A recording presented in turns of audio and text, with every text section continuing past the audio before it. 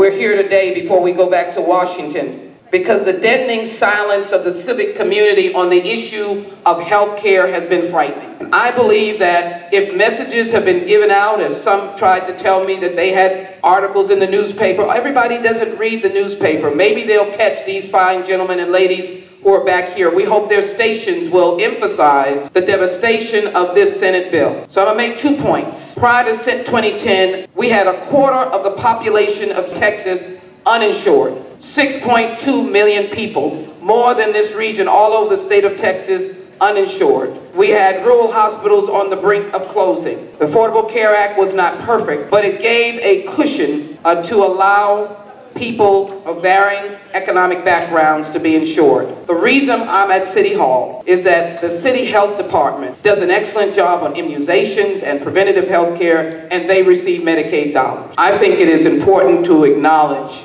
that the Senate bill that they're about to vote on cuts $774 billion out of Medicaid, and the state in its budget has just cut $350 million. And what the Senate bill says, we're going to cap your money to the states. Do what you can with what you have. By 2026, 49 million Americans under the Senate bill will be uninsured. I don't think Houston and Harris County and the medical professionals in Harris County can afford to be silent. You should have leaflets when you walk into the Lyndon Baines Johnson Hospital, not political leaflets, but leaflets of information. This is what you will not have if they pass the Senate bill. Now, when I speak like this jeopardizes your quiet, comfortable point or position in Congress. You'll have people rising up against you. You'll have opponents. You'll have the county being concerned because you're saying, where is your outreach? There should be signs in front of the hospital, we're in jeopardy of closing. We will not have enough beds.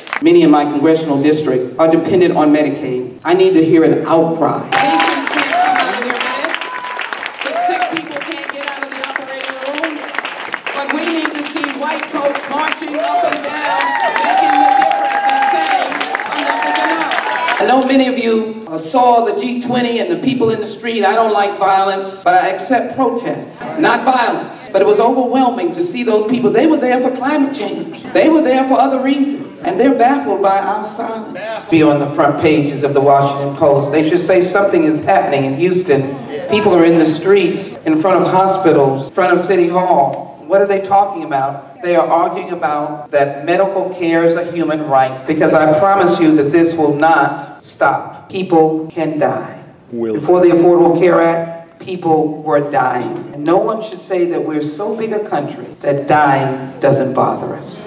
I came home for one day, fly out the next day, because dying people bothers me.